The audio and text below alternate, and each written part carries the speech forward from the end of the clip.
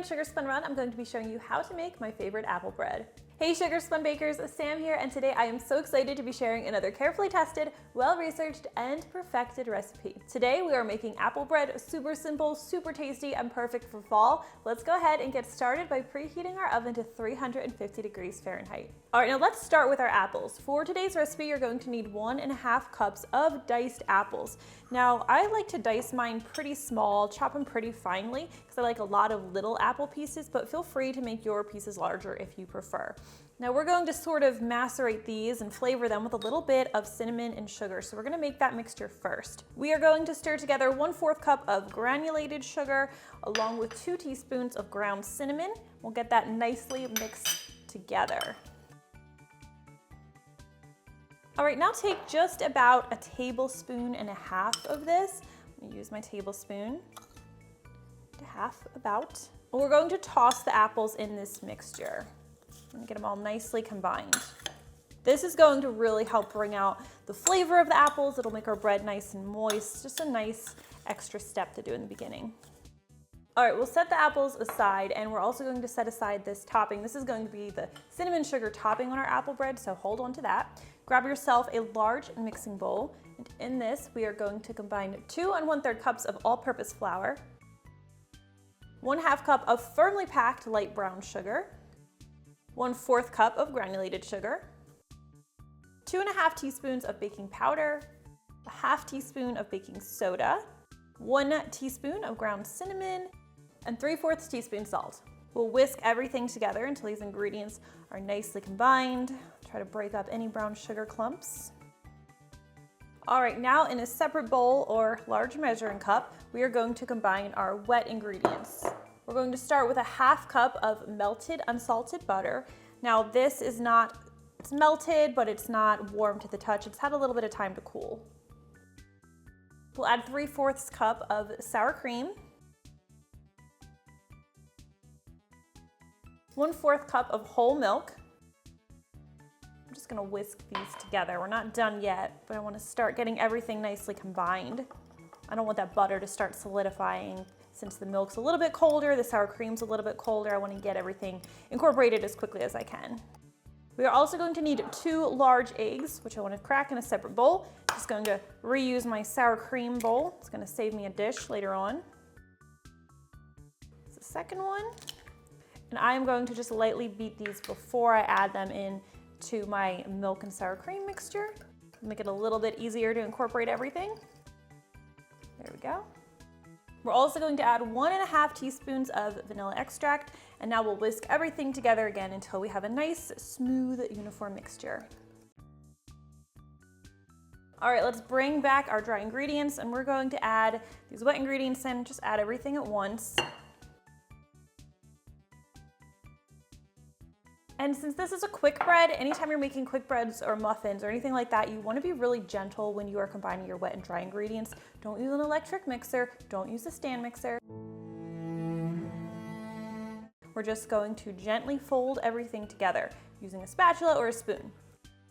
Okay, so once I have the wet and dry ingredients about 75%-ish combined, I'm going to grab my apples from earlier and I'm going to add these in as well. Again, we don't want to overmix our batter, so I like to add these before everything's completely combined. Otherwise, it's going to end up overmixed and we're going to have a dense, dry bread. We'll fold everything together until those apples are nicely distributed and all of the flour mixture has been combined with the wet ingredients. We should have a nice, pretty uniform batter. And it is a thick batter, that's normal, don't panic. Okay, let's bake this bread. You are going to need a standard 9x5" bread pan. I recommend using a parchment paper sling. It's going to be a lot easier to remove your bread from the pan using this sling than it would be to invert it. Just use a sling. So I'm just going to pour this into the pan, more like spread it into the pan. And if you don't have parchment paper, you can just grease and flour the pan or spray it with baking spray, but I really like this method. Okay, don't forget, because sometimes I forget and I'm always really sad when this happens, don't forget your cinnamon sugar topping that we saved from earlier. I have gone ahead and I have melted 2 tablespoons of butter. Salted or unsalted is fine. Salted would be a little bit better, but unsalted is what I usually keep on hand. So that's what we're using today. So we're going to just drizzle this butter evenly over our bread. Drizzle it over. And then we will take our cinnamon sugar mixture, we'll sprinkle this over top. So I love doing the melted butter first before I bake everything because it's just going to give the top of our bread a really nice buttery crust, like cinnamon sugar candy crust. It soaks up the cinnamon sugar so nicely. I really like doing this rather than just putting the topping directly on the bread. Just like an extra touch of decadence, and I am all about the decadence. Okay, but as with all good things, there is a catch. That butter that we put on the top, it should hang onto your bread and stay right in the pan, but there's a chance that it will spill out the sides. It's a chance worth taking, but you don't want your oven to get really messy. You don't want the butter to spill in your oven. It will smoke, it'll make a mess. So to avoid that, we are going to bake our bread on a baking sheet. Grab yourself a cookie sheet. This is a little bit smaller than a cookie sheet. Cookie sheet's fine. Line it with aluminum foil or parchment paper and bake your apple bread on that. If any butter spillage occurs, the pan will catch it. You can toss the foil once it's cooled. Super easy, and yes, it's worth the extra step. You'll know when you taste it. All right, let's take this over to the center rack of our 350-degree Fahrenheit preheated oven, where it's going to need to bake for about 70 minutes. When it's finished baking, a wooden skewer inserted all the way down to the bottom in the center of the bread should come out clean or with a few moist crumbs. All right, once your apple bread has finished baking, we're going to want to take that wooden skewer, just insert it into the center of the cake. Take a look.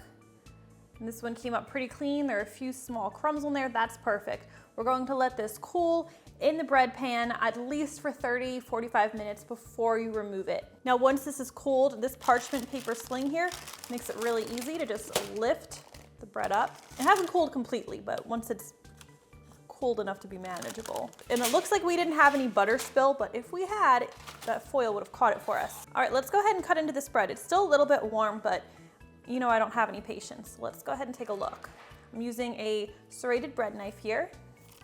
Oh yeah, look at that crisp, candied cinnamon sugar topping. I love that. And that is how you make my favorite apple bread. I hope you guys really enjoyed today's recipe, and if you tried this one out, please leave me a comment and let me know what you think. I always love hearing from you. Thank you guys so much for watching, and I'll see you next time. I'm going for the topping.